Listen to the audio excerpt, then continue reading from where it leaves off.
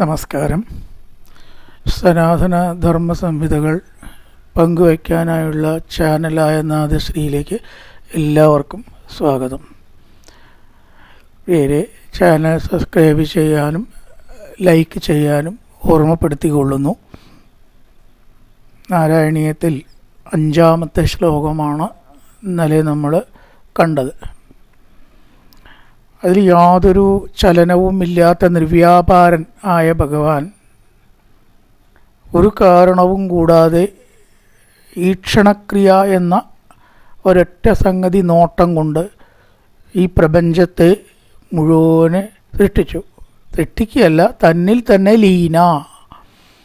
ലയിച്ചിരിക്കുന്ന പ്രപഞ്ചത്തെ രണ്ടാമത് ഉണ്ടാക്കി എന്നാണ് നോട്ടം കൊണ്ട് പറഞ്ഞത്. ഒരു കാരണവുമില്ല, പക്ഷേ നോട്ടം ഒരു കാരണമാണ്. അതിലത്തെ ശുദ്ധ സത്വം അംശം കൊണ്ട് വ്യാപിച്ചിട്ടാണ് ഈ പ്രപഞ്ചം മുഴുവനും ഇപ്രകാരം ഉണ്ടായതും നടക്കുന്നതും. ഒരു ചെറിയ അംശം കൊണ്ട്. കാരണം എന്തെങ്കിലും പ്രവർത്തിക്കാൻ ഒരു പ്രേരണ ഇല്ലെങ്കിൽ ഒന്നും ലോകത്തിലേക്ക് നില പറഞ്ഞു കറണ്ട് കൊണ്ടാണ് മിഷൻ പ്രവർത്തിക്കുന്നത്. അതുപോലെ ഇത് തിരിയണുണ്ടല്ലേ, വെറുതെ തിരിയോ? ആലോചിച്ച് നോക്കൂ. വെറുതെ തിരിയില്ല. ഒരു സംഗതി ലോകത്തിൽ തന്നെ നടക്കില്ല. ഒരു ഇന്ധനമോ പ്രേരണയോ ഇല്ലാണ്ട് ഇത്രയും വലിയ ഭൂമി തിരിയോ? അപ്പോൾ ചെറിയ മിഷനും കൂടി തിരിയില്ല വെച്ചാൽ, അപ്പോൾ ചെറിയ ഒരു അംശം കൊണ്ട് ഇതിൽ പ്രവേശിച്ചിട്ട് ഇതിനെ നടത്തുന്നു. അകുണ്ഠ എന്ന് വിളിക്കുകയാണ്. യാതൊരു മറവും ഇല്ലാത്ത അകുണ്ഠൻ, കുണ്ഠത ഇല്ലാത്ത. കുണ്ഠത എന്ന് പറഞ്ഞാൽ മറവ് മുഷ്ണൊക്കെ ഉള്ള അർത്ഥത്തിലാണ്. അകുണ്ഠൻ എന്ന് പറഞ്ഞാൽ അതിൻ്റെ വിപരീതം. യാതൊരു മറവും ഇല്ലാത്തതായ വൈകുണ്ഠ രൂപത്തെ കൈക്കൊണ്ട് പ്രപഞ്ചത്തെ നടത്തുന്നു. ഇനി 6-ാമത്തെ ശ്ലോകം ഒന്ന് ചൊല്ലി നോക്കാം. പുസ്തകമൊക്കെ എടുത്തിട്ട് എല്ലാവരും ഒപ്പം ചെല്ലണം. വേണം അതുമായിട്ടൊരു ചൊല്ലിയിട്ടൊരു വഴക്കം വരുള്ളൂ. അപ്പോൾ നോക്കി ചെല്ലുക. അത് വെറുതെ ഇങ്ങനെ കേക്ക് മാത്രമല്ല ഉദ്ദേശിക്കുന്നത്. തത്തേ പ്രത്യഗ്രധാരാധര ലളിതകളായാവലീ കേളികാരം ലാവണ്യസൈകസാരം സുഹൃതി ജനദിശാം പൂർണ്ണപുണ്യാവതാരം ലക്ഷ്മീ നിശങ്കലീലാനിലയനം അമൃതസ്യന്തസന്തോഹം അന്തർസിഞ്ചിന്തകാനാം വപുരനുകലേ മാരുതാകാരനാഥ. ഇവിടെ വിളിക്കുകയാണ്, ഹേ ഗുരുവായൂരപ്പ മാരുതാകാരനാഥ വിളിച്ചുകൊണ്ടാണ് പറയണത്. ഭഗവാൻ ചെറുതായിട്ടൊരു അംശത്തെ സ്വീകരിച്ചു. ഒരു സ്വരൂപവും ഇല്ലാത്ത ഭഗവാൻ സകള സ്വരൂപത്തെ സ്വീകരിച്ചു എന്നാണ്. സകളം എന്ന് പറഞ്ഞാൽ നിർഗുണത്തിൽ നിന്ന് വിപരീതം. നിർഗുണം എന്ന് പറഞ്ഞാൽ ചലനമില്ല, നിറമില്ല, രൂപമില്ല, സത്വഗുണരജസ്തമോ മാറ്റങ്ങളില്ല, ആണ് നിഷ്കളൻ, നിർഗുണൻ. അങ്ങനെയൊക്കെയുള്ള ബ്രഹ്മമാണ് സകല സ്വരൂപത്തെ സ്വീകരിച്ച് ഈ പ്രപഞ്ചത്തെ സൃഷ്ടിച്ചത്. അപ്പം ആ സഗുണമായിട്ടുള്ള സ്വരൂപത്തെ എന്ന് പറഞ്ഞാൽ അതിനെ ഒന്ന് വിവരിക്കുകയാണ്. സഗുണസ്വരൂപം എന്ന് മാത്രം പറഞ്ഞാൽ എന്താണെന്നിപ്പോൾ വല്ല രൂപവും കിട്ടിയോ? അപ്പോൾ ഏത് വിധത്തിലാണ് ഗുരുവായൂരപ്പൻ അല്ലെങ്കിൽ വിഷ്ണു സ്വരൂപി ഉണ്ടാവുക? അത് നമുക്കൊക്കെ അറിയുന്ന കാര്യം തന്നെയാണ്. ഒരുപാട് ഗഹനായിട്ടുള്ളതൊന്നും അല്ല ഈ ശ്ലോകത്തിൽ പറയണത്. ഇവിടെ തത്ത എന്നുള്ള നമ്മൾ പറയാറുണ്ട്. തത്ത് പ്ലസ് തേ എന്നാണ്. അതുകൊണ്ടാണ് തത്തേന്ന് വരണം കേട്ടോ. തത്തേന്നുള്ള വാക്ക് 2 ഇതുണ്ട്. ഒന്ന് തത്ത്, ഒന്ന് തേ. അത് തന്നെ ഒരക്ഷരമല്ല. തത്ത് മീൻസ് അത്. തേ എന്ന് പറഞ്ഞാൽ അങ്ങയുടെ. തത്ത് എന്ന് പറഞ്ഞാൽ അങ്ങനെയുള്ള അവിടുത്തെ സ്വരൂപം. അതുകൊണ്ട് പല അർത്ഥങ്ങളും തത്ത് എന്നുള്ള പ്രത്യയത്തിന് വരും. തേ എന്ന് പറഞ്ഞാൽ അങ്ങയുടെ അങ്ങനെയുള്ള ആ സ്വരൂപം. ഈ പറഞ്ഞ പോലെയൊക്കെയുള്ള അങ്ങയുടെ സ്വരൂപം. 2 ശ്ലോകത്തിലും പറഞ്ഞിട്ടുണ്ട് സ്വരൂപം ഇല്ലേ. നിർവ്യാപാരനായിട്ടുള്ള ഭഗവാൻ സ്വരൂപത്തെ സ്വീകരിച്ചിട്ട് പ്രപഞ്ചത്തെ നടത്തുന്നു എന്നാണ് 5 പറഞ്ഞത്. 6 നിഷ്കമ്പയ നിത്യപൂർണ്ണയെന്നൊക്കെ അങ്ങനെയും പറഞ്ഞു. ഇനി വേറെ ഒന്നും കൂടി വിവരിക്കുകയാണ്. ആ വിഷ്ണു സ്വരൂപത്തെ നമുക്കൊന്ന് ധ്യാനിക്കണം എന്ന് തോന്നിയാൽ ഈ 2 ശ്ലോകത്തിൽ പറഞ്ഞതുകൊണ്ടും ഇല്ല എന്ന് തോന്നി കവിക്ക്. വിഷ്ണു സ്വരൂപത്തെ സാധാരണക്കാരന് ധ്യാനിക്കണച്ചായി നിർവ്യാപാരോപിയും പറ്റില്ല, നിഷ്കമ്പേ നിത്യപൂർണ്ണയും പറ്റില്ല, പോരാ തോന്നി. അപ്പം എന്നാൽ ഒന്ന് വിവരിച്ചേക്കാം. ആ സ്വരൂപത്തെ എങ്ങനെ നമുക്കൊന്ന് ഉൾക്കൊള്ളാൻ കഴിയും? തത് തേ, അങ്ങനെയുള്ള തേ, അങ്ങയുടെ ആ സ്വരൂപം ഗുരുവായൂരപ്പ മാരുതാകാരനാഥ എങ്ങനെയുള്ളതാണ്? പ്രത്യഗ്രധാരാധര ലളിത കളായാവലി കേളികാരം ആദ്യത്തെ വിശേഷണമാണ്. ധാരാധരം എന്ന് പറഞ്ഞാൽ പുതുമേഘങ്ങൾ. മേഘങ്ങൾ എന്ന് പറയുമ്പോൾ രണ്ട് തരം ഉണ്ട്, ഒന്ന് വെള്ളമേഘവും ഒന്ന് കാർമേഘവും. നീല നിറത്തിലുള്ള മേഘങ്ങൾ എന്ന് പറയും. കറുത്തതും നീലയും ഡാർക്ക് പച്ചയും ഒക്കെ സംസ്കൃതത്തിൽ ഏകദേശം ഒരു വർണ്ണമായിട്ടാണ് പറയുക. അപ്പം ഈ ധാരാധരം ലളിത കളായാവലി കേളികാരം അതിനൊക്കെ കൂടി പറയുന്ന പേരാണ് ശ്യാമവർണ്ണം. സംസ്കൃതത്തിൽ ഈ ശ്യാമം എന്ന് പറഞ്ഞാൽ 3 വർണ്ണത്തിന് പറയും. നമ്മൾ നീല എന്നൊന്നും പറയാനൊന്നും പറ്റൊന്നുമില്ല. കറുപ്പാവാം, നീലയാവാം, ഡാർക്ക് പച്ചയും ആവാം. ലൈറ്റ് പച്ചയല്ല, ഡാർക്ക് പച്ചയ്ക്കാണ്. ഇതിനൊക്കെ കൂടിയാണ് എന്ത് പറയുക? കറുപ്പിന്, പച്ചയ്ക്ക്, നീലയ്ക്ക് ശ്യാമം. ചുരുക്കം കുറച്ചൊരു ഡാർക്ക് നീല എന്ന് പറയാം. ആ കാർമേഘം എന്ന് പറഞ്ഞാൽ കറുപ്പല്ലേ ആവുക. ചിലർ കാർവർണ്ണൻ എന്ന് അങ്ങനെയും പറയുന്നുണ്ട്. ഇപ്പം ഏതാ ശരിയെന്ന് ചോദിച്ചാൽ കണ്ടവരുള്ളവനൊക്കെ അറിയാൻ പറ്റുള്ളൂ. കുറേ നമ്മൾ കണ്ടുവരുന്നത് നീല നിറത്തിലുള്ള രൂപമാണ്. നീലവർണ്ണൻ എന്നാണ് അധികരിക്കലും പറയണത്. ഇവിടെ ഉപമ നോക്കുമ്പോൾ കളായ കേളി ഒക്കെ ധാരാധരം എന്നാണ്.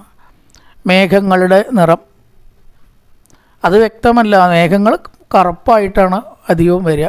നീല മേഘങ്ങൾ എന്ന് പറഞ്ഞാൽ നമ്മൾ കാണില്ല. ഒന്ന് ആലോചിച്ച് നോക്കും, നീല മേഘങ്ങൾ ഉണ്ടാവുമോ? നീല ആകാശം ഉണ്ടാവും. അതായത് മേഘങ്ങളേ ഇല്ലാത്ത ആകാശത്തിനാണ് നീല നിറം ഉണ്ടാവുക. അത് മേഘങ്ങളില്ല, ഒരു മേഘമില്ല, കറുപ്പുമില്ല, വെളുപ്പുമില്ല, നീലയില്ല, അങ്ങനത്തെ ഒന്നുമില്ലാത്ത ചില ദിവസങ്ങൾ നമുക്ക് കാണാം. അപ്പം അങ്ങനത്തെ ദിവസം കാണാൻ പ്രയാസം. നീല വാനം, കംപ്ലീറ്റ് നീലയായിട്ടൊരു വാനം എന്ന് പറഞ്ഞാൽ അതിൽ മേഘങ്ങൾ ഇല്ലാത്തതാണ്. അത് മേഘത്തിൻ്റെ നിറമല്ല നീല, ആകാശത്തിൻ്റെ നിറമാണ് നീല. ചിലപ്പോൾ അങ്ങനെയും പറയേ ആകാശസ്വരൂപി ആ വർണ്ണമുള്ളത്. മേഘങ്ങൾ അതിൽ 2 തരത്തിൽ വരും. ഒന്ന് വെള്ള, പിന്നൊന്ന് കറുപ്പ്, പിന്നെ അനവധി നിറമായിട്ടും വരും കേട്ടോ. സന്ധ്യാസമയത്ത് ആകാശത്തേക്കൊന്ന് നോക്കിയാൽ ഒരുപാട് കളറ് കാണും. ഇബ്ജിയോറിൽ ഇല്ലാത്ത കളറും കൂടി കാണും. അപ്പം അതൊന്നും ആകാശത്തിൻ്റെ കളറല്ല. നീല ആണ് പ്ലെയിൻ ആകാശത്തിൻ്റെ കളർ. അതിൽ മേഘങ്ങൾ വരുമ്പോൾ ഒന്നുകിലോ കറുപ്പ് കാർമേഘങ്ങളായിട്ട് വരും, അല്ലെങ്കിൽ വെള്ള മേഘങ്ങളായിട്ട് വരും. സാധാരണ ഈ 2 എണ്ണത്തിനെയാണ് നമ്മൾ ഓർക്കേണ്ടത്. അതിൽ കാർമേഘങ്ങളുടെ നിറമായിട്ടാണ് ഭഗവാനെ പറയുക, വെള്ളമേഘങ്ങളല്ല. അതല്ല, അതെന്തായാലും പറയുന്നുണ്ട്. അതുകൊണ്ട് വെള്ള കൃഷ്ണന്മാരെ വല്ലവരും വെച്ചിട്ടുണ്ടെച്ചാൽ എടുത്ത് കളയണ്ട, അത് ശരിയല്ല എന്ന് മനസ്സിലാക്കുക. കൃഷ്ണൻ്റെ കളറല്ല വെള്ള. കൃഷ്ണൻ അത് തെറ്റാണ്. ഐവറി കളറിലുള്ള കൃഷ്ണനെ ഉണ്ട്, തെറ്റാണത്. അങ്ങനെ എവിടെയും കൃഷ്ണൻ ഐവറി ആയിട്ട് പറയുന്നില്ല. കൃഷ്ണൻ്റെ ഓരോ നീല, കറുപ്പ് അങ്ങനെ തന്നെയാണ് പറയേണ്ടത്. അപ്പോൾ ഇവിടെ മേഘങ്ങളിലെ കളറ് കറുപ്പാണ്. ഇനി കളായാവലി എന്ന് പറഞ്ഞേക്കണം. കളായ പുഷ്പം എന്ന് പറഞ്ഞാൽ ചില ദിക്കിൽ അതിന് കാശാവിൻ പുഷ്പം എന്ന് പറയും. ഓരോ ദിക്കിലും ഓരോ ഭാഷയാണ്. അത് നീലയാണ്. അപ്പം എന്തായാലും നമുക്ക് മനസ്സിൽ എങ്ങനെയാണ് തോന്നണമെന്ന് വെച്ചാൽ അങ്ങനെ നീലയാണെങ്കിൽ നീല, കറുപ്പാണെങ്കിൽ കറുപ്പ്. എന്തായാലും മൂന്നാമതൊരു കളറില്ല കേട്ടോ. നീല ഭാവിക്കേണ്ടവർക്ക് അങ്ങനെ ഏറെക്കുറെ ഭൂരിപക്ഷം നീലയായിട്ടാണ് അംഗീകരിക്കുന്നത്, കറുപ്പായിട്ടല്ല. ആ കാർവർണ്ണെന്ന് പറയണമെന്നേ ഉള്ളൂ. അപ്പം നീലമേഘങ്ങൾ, കളായ കുസുമങ്ങൾ ഇവയുടെ നിറം ഉള്ളതും ഒരു വിശേഷണമായി. ഇനി ലാവണ്യസൈകസാരം. ലാവണ്യം എന്ന് പറഞ്ഞാൽ സ്നേഹം. സ്നേഹം ഇങ്ങനെ കറന്നെടുക്കാൻ പറ്റും എന്ന് തോന്നും. അതിൻ്റെ സത്ത് ആയത് പ്രേമദോഹനം അശേഷമോഹനം. ഗോപസ്ത്രീകൾ വെറുതെ അല്ല കൊതിച്ചത്. സ്നേഹം ഇങ്ങനെ കറന്നെടുക്കാൻ കിട്ടും എന്ന് തോന്നും ഭഗവാനെ ഇങ്ങനെ കണ്ടാൽ. ആ പുഞ്ചിരി, ആ മുഖം, സ്നേഹം കൊടുക്കാൻ തയ്യാറായിട്ട് നിൽക്കുക എന്ന് പറഞ്ഞാൽ അത് വലിയൊരു ദാനമാണ്, സ്നേഹദാനം. ദാനം പലതരത്തിലുണ്ടല്ലേ, സ്വർണ്ണദാനം, ധനദാനം, വിദ്യാദാനം. വലിയൊരു ദാനം അത്രേ ഈ വിദ്യാദാനം. എന്തെങ്കിലുമൊക്കെ മറ്റുള്ളവർക്ക് പറഞ്ഞു കൊടുക്കുക ഏറ്റവും വലിയ ദാനമാണ്. അതിലും വലിയ ദാനമാണ് ഈ സ്നേഹദാനം. സ്നേഹം എന്ന് പറഞ്ഞാൽ എണ്ണാന്നർത്ഥം കേട്ടോ, അതല്ല ഇവിടെ സ്നേഹം. ലാവണ്യമോ സ്നേഹമോ ഒരിറ്റ ആഗ്രഹിക്കുന്നവർക്ക് വേറെ എന്ത് കിട്ടിയിട്ടും കാര്യമില്ല. സ്നേഹം ആഗ്രഹിക്കുന്ന ഒരാൾക്ക് ഒരു കൊട്ട ധനമോ സ്വർണ്ണമോ കൊടുത്തു നോക്കുമോ, അയാൾക്ക് വല്ല കാര്യമുണ്ടോ? അതുകൊണ്ടാണ് പലരും പലരുടെ കൂടെ പോകുന്നതും വീട് വിട്ടു പോകുന്നതും അച്ഛനമ്മമാരോട് സ്നേഹമില്ലാതാവുന്നതും കുടുംബത്തിന് കെട്ടുറപ്പില്ലാതാവുന്ന സ്നേഹം എന്ന അവസ്ഥ കിട്ടാത്തതുകൊണ്ടാണ്. അപ്പോൾ അതെപ്പോഴും കുട്ടികൾക്ക് കിട്ടിക്കൊണ്ടിരിക്കണം, സ്നേഹദാനം. എന്നാൽ ഭഗവാന്റെ ആ ശരീരത്തിൽ ഭഗവാനെ വിശ്വസിച്ച് കഴിഞ്ഞാൽ ആ സ്നേഹത്തിന് വേണ്ടി പിന്നെ എവിടേക്കും നമുക്ക് പോകേണ്ടി വരില്ല. അങ്ങനെ ഒരു തോന്നൽ വരും. ഭഗവാനും നമ്മളും ഭക്തനുമായിട്ടുള്ള ആ ഒരു അടുപ്പം ഇങ്ങോട്ട് വന്നാൽ, എൻ്റെ ഭഗവാൻ എനിക്കില്ലേ, ഇനി ആരെന്നെ ഉപേക്ഷിച്ചാലും സങ്കടമേയില്ല. ആരും ഉപേക്ഷിച്ചാലും ആര് വേണമെങ്കിൽ ഉപേക്ഷിച്ചോട്ടെ, അതൊന്നും ഭഗവാന്റെ സ്നേഹത്തിൻ്റെ മുമ്പിൽ ഒന്നുമല്ല. പിന്നെ അത് പോയാൽ എന്താ, ഒന്നുമല്ലാത്ത പോയാൽ വല്ലതും ഉണ്ടോ? അപ്പോൾ ആ ഒരു ഭാവം ഭക്തൻ എപ്പോഴും ഉണ്ടാവണം. അതങ്ങനെ വിശ്വസിച്ച് കഴിഞ്ഞാൽ നമുക്ക് അനുഭവത്തിൽ വരും ചെയ്യും. ഏത് പ്രതിസന്ധിയിലും അകമഴിഞ്ഞ് ഭഗവാനെ ചിന്തിക്കുമ്പോൾ ആ സ്നേഹപാരവശ്യം കൊണ്ട് ഭഗവാൻ നമുക്ക് നൽകുന്നതായിട്ടുള്ള ആ ഒരു വായ്പുണ്ടല്ലോ, അതാണ് ലാവണ്യസേകസാരം. സ്നേഹത്തിൻ്റെ മൂർത്തിമത് ഭാവമാണ്. നമ്മുടെ ഭാവത്തിനനുസരിച്ചാണ് ചിലതൊക്കെ. അങ്ങനെ ഉള്ള ഭാവം നമുക്കുണ്ടാവുന്നതാണ് ലാവണ്യസേകസാരം, സ്നേഹത്തിൻ്റെ മൂർത്തിമത്തായിരിക്കുന്ന ഭാവം. അപ്പോൾ നീല നിറത്തിലാണ് എന്ന് പറഞ്ഞു. ഒരുപക്ഷെ നീല ഏതുകൊണ്ട് നമുക്ക് നീലയാക്കാം. ഇവിടെ സ്നേഹം കറന്നെടുക്കാം, അല്ലെങ്കിൽ ഇങ്ങനെ എടുക്കാം എന്ന് തോന്നും. കിട്ടും, ഉറപ്പാണ്. നിങ്ങൾ അന്വേഷിച്ച് പോയത് എവിടെ കിട്ടിയില്ലെങ്കിൽ ഇതാ ഇവിടെ ഉറപ്പാണ് എന്ന് ഉറപ്പിച്ചോളാൻ. ആ സ്നേഹം ഇങ്ങനെ സാരമായിട്ട് കട്ട പിടിച്ച് നിൽക്കുന്നതായിട്ടും. ഈ മൂന്നാമത് സുഹൃതി ജനദൃശാം പൂർണ്ണപുണ്യാവതാരം.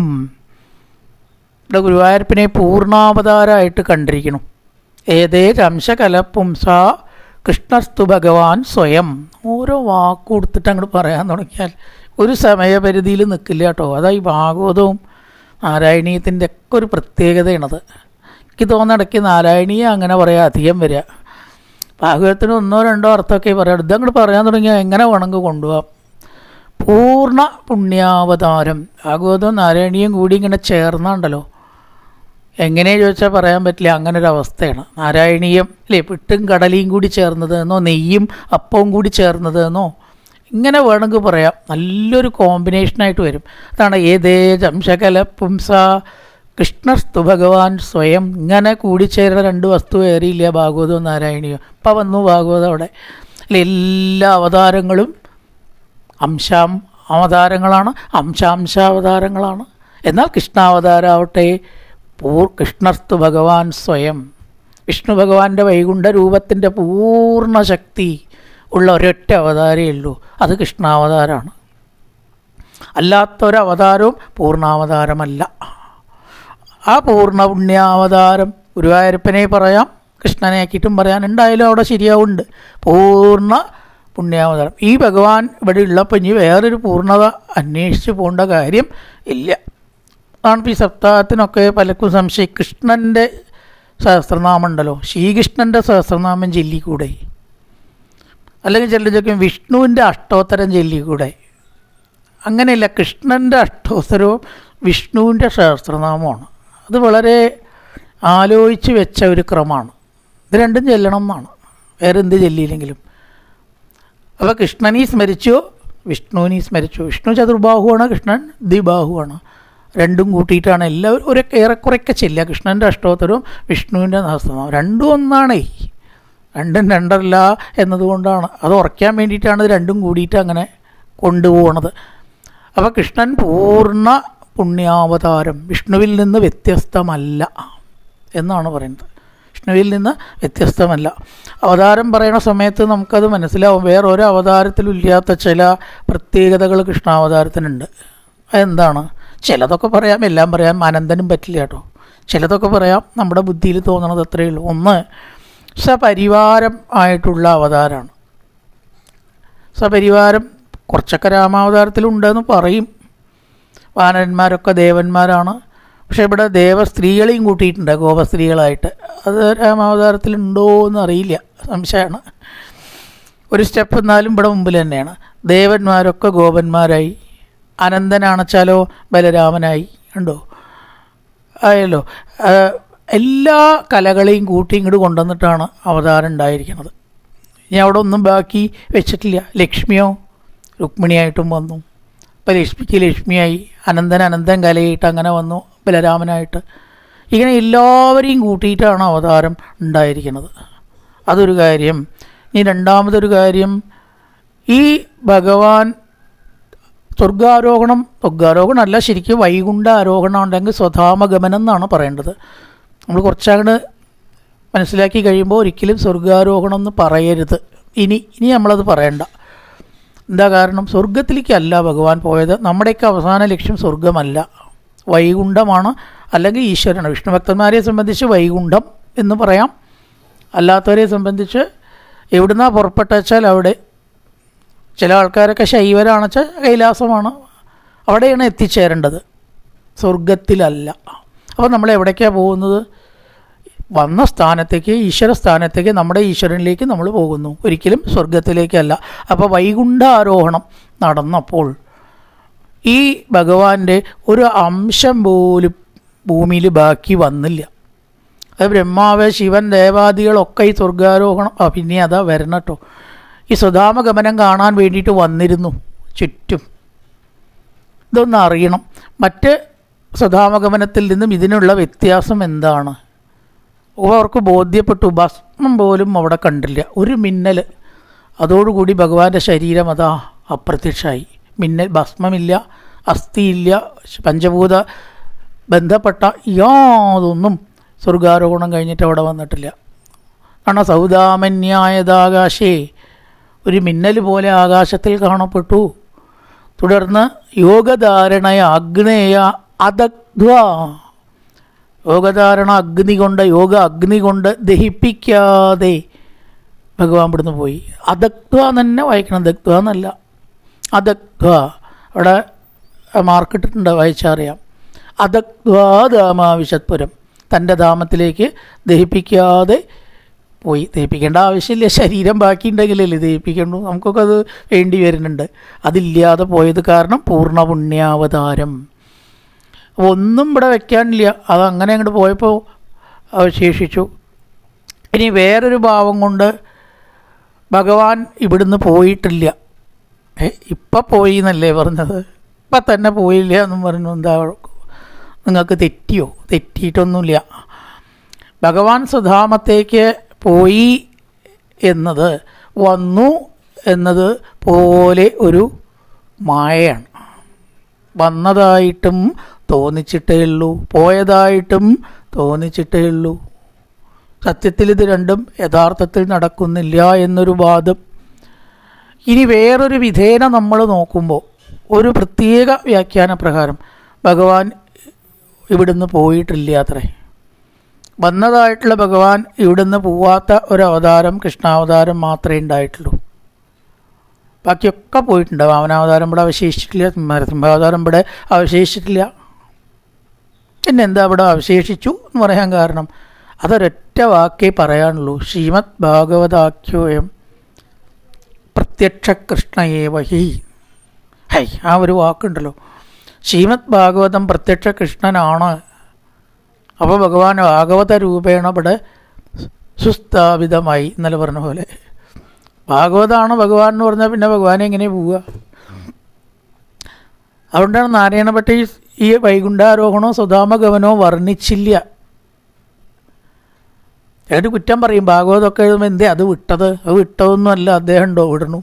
ഇതൊക്കെ സിസ്റ്റമാറ്റിക്കായിട്ട് എഴുതാവുന്ന ഒരാൾക്ക് അത് വിടുക എന്ന് പറഞ്ഞാൽ എന്താ അത്ര ബുദ്ധിയില്ലാത്ത ആളാണ്? അദ്ദേഹത്തിൻ്റെ അഭിപ്രായ പ്രകാരം ശ്രീമദ് ഭാഗവതാഖ്യോയം പ്രത്യക്ഷ കൃഷ്ണയേവകി എന്നുള്ളതിൽ പിടിച്ചു അദ്ദേഹം. പ്രത്യക്ഷ കൃഷ്ണൻ ഇവിടെ ഉള്ളപ്പോൾ കൃഷ്ണൻ പോയി എന്ന് എഴുതിയാൽ അതെങ്ങനെയാണ് ശരിയാവുക?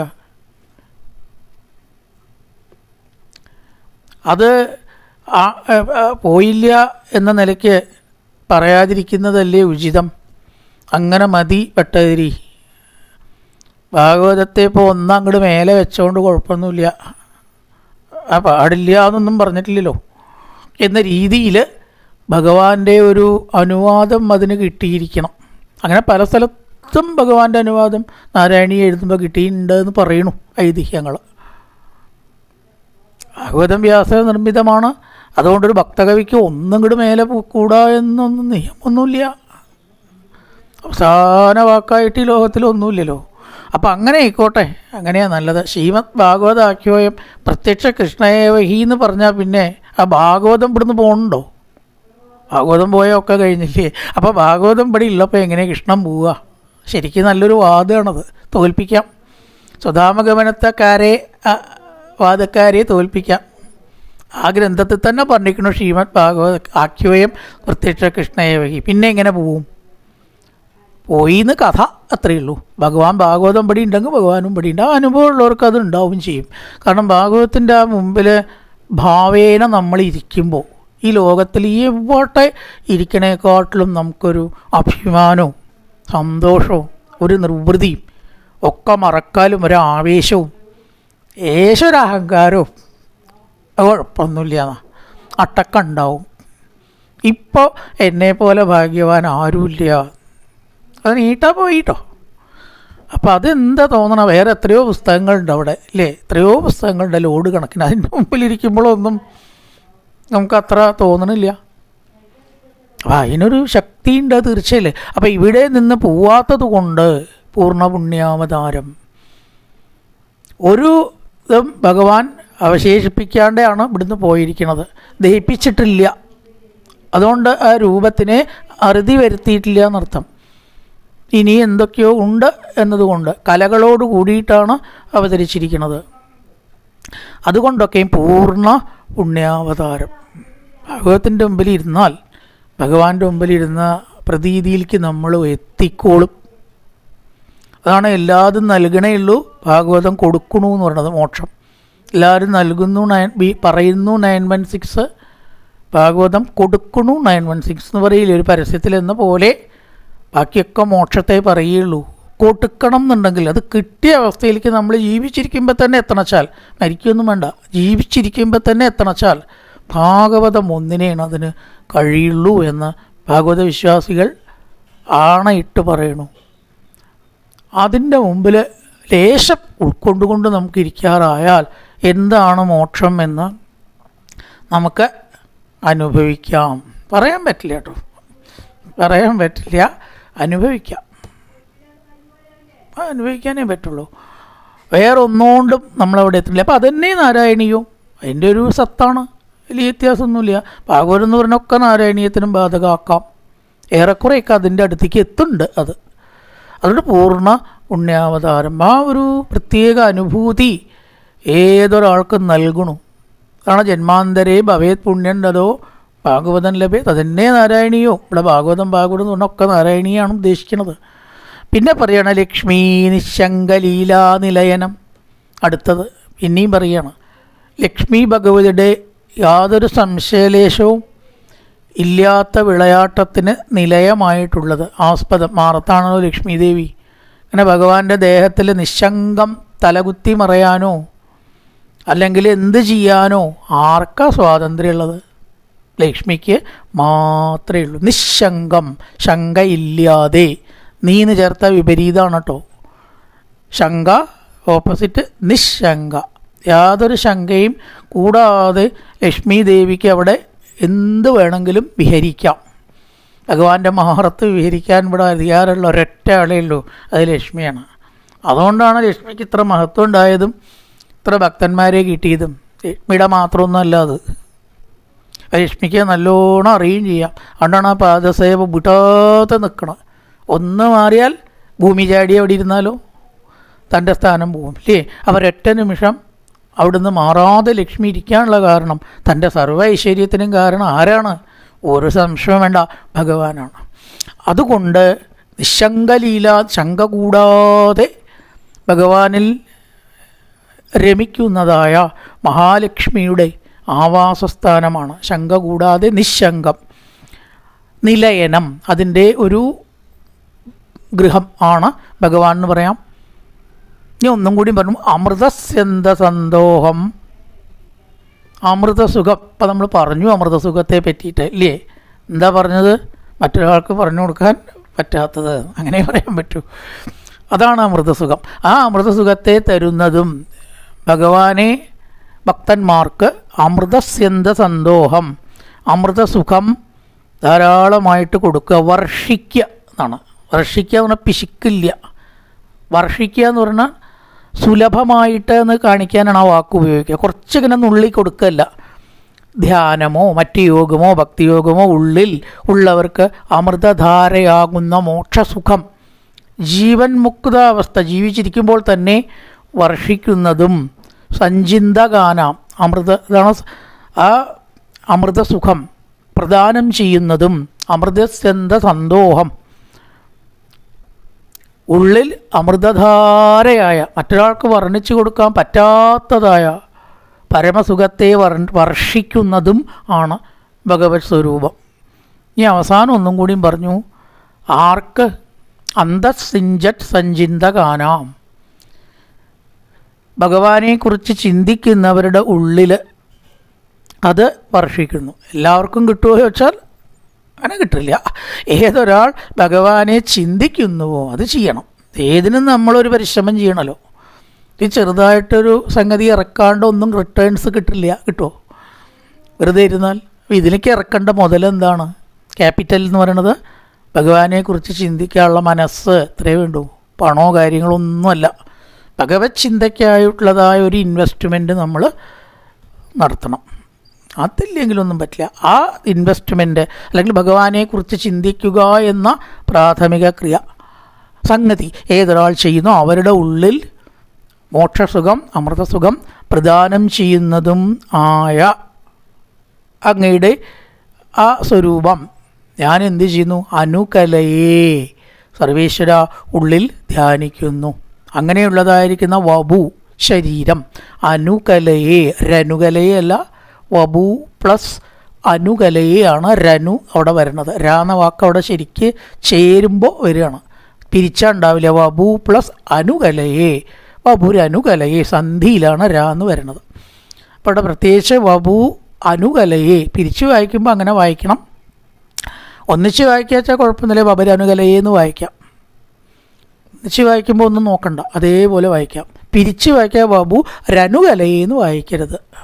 വപു അനുകലയെ വേറെ വായിക്കുക വെച്ചാൽ അങ്ങനെയല്ല, അതേപോലെ വായിക്കുക. പിന്നെ ഒന്നും ചിന്തിക്കേണ്ട, അവിടെ ഗ്യാപ്പ് വരരുത്. വപുരനുകലയെ അങ്ങനത്തെ വപുസിനെ ഞാൻ ധ്യാനിക്കുന്നു. എനിക്കും ആ അമൃതസ്യന്ത സന്തോഷം അമൃതസുഖം കിട്ടുമാറാവട്ടെ. അതായത് ഏതൊക്കെ തരത്തിലുള്ള തത്തേ അങ്ങനെയുള്ള അങ്ങയുടെ സ്വരൂപം ധാരാധര ലളിത കളായാവലി കേളികാരം. ഒന്നും കൂടി അറിയണം, മേഘത്തിൻ്റെയും കളായ കുസുമത്തിൻ്റെ രണ്ട് നീലയാണ് സ്വരൂപ നിറമുള്ളതും. ഒന്ന് ലാവണ്യസൈകസാരം സ്നേഹത്തിൻ്റെ പരിപൂർണ സ്വരൂപവും. സുകൃതിജനദൃശാം പൂർണ്ണ പുണ്യാവതാരം. സുകൃതിജനങ്ങൾ കേട്ടോ, അവിടെ ഒരു വാക്കുണ്ട്, സുകൃതിജനദൃശാം പുണ്യം ചെയ്തവരുടെ കണ്ണുകൾക്ക് പൂർണ്ണ പുണ്യാവതാരമായിട്ടുള്ളതും. ലക്ഷ്മി നിശങ്കലീല നിലയനം, ലക്ഷ്മിയുടെ ശങ്ക കൂടാതെയുള്ള വിളയാട്ടത്തിനുള്ള ആസ്പദസ്ഥാനം. 4. അഞ്ചാമത്തെ ചിന്തിക്കുന്നവരുടെ ഉള്ളിൽ അമൃതധാരയെ വർഷിക്കുന്നതും ആയ തേ വപു. തേ ഉള്ള ആദ്യത്തെ ഇവിടെയാണ് വപു ചേർക്കേണ്ടത്. തേ വപു അങ്ങയുടെ വപു അനുകലയെ മാരുതാകാരനാഥ ഞാൻ ചിന്തിക്കുന്നു. 5 കാര്യമാണ് പറഞ്ഞത്. നീല നിറമുള്ളതും സ്നേഹത്തിൻ്റെ മൂർത്തിമത് രൂപമായതും സുഗതം ചെയ്ത കണ്ണുകൾ സുഗതിനദിശാം പൂർണ്ണാവതാരമായിട്ടുള്ളതും ലക്ഷ്മിയുടെ നിശങ്കമായ ശങ്ക കൂടാതെയുള്ള ലീലാ വിളയാട്ടത്തിന് സ്ഥാനമായതും ചിന്തിക്കുന്നവരുടെ ഉള്ളിൽ അമൃതധാര വർഷിക്കുന്നു. സിഞ്ചത്ത് എന്ന് പറഞ്ഞാൽ തണുപ്പിക്കുക. ചിന്തിക്കുന്നവരുടെ ഉള്ളിൽ അമൃതധാര കൊണ്ട് തണുപ്പിക്കുന്നതും. സഞ്ചിന്തഗാനം അങ്ങനെയുള്ള വപു തേ വപു മാരുതാകാരനാഥാമയം അനുകലയെ ഞങ്ങളിതാ ധ്യാനിക്കുന്നു. ഒന്ന് ചൊല്ലിയിട്ട് നോക്കാം. തത്തേ പ്രത്യഗ്രധാരാധരലളിതകളായാവലീ കേളികാരം ലാവണ്യക്ഷേകസാരം സുഗതിജനദൃശാം പൂർണ്ണ പുണ്യാവതാരം ലക്ഷ്മീ നിശങ്കലീലാനിലയനം അമൃതസ്യന്തസന്തോകം അന്തസിഞ്ചത്തഞ്ചിന്തകാനാം വപുരനുകലേ മാരുതാകാരനാഥ. എല്ലാവർക്കും ഗുരുവായൂരപ്പൻ്റെ അനുഗ്രഹം ഉണ്ടാവട്ടെ. നല്ലൊരു പ്രഭാതം എല്ലാവർക്കും ആശംസിച്ചുകൊണ്ട് നിർത്തുന്നു. നമസ്കാരം.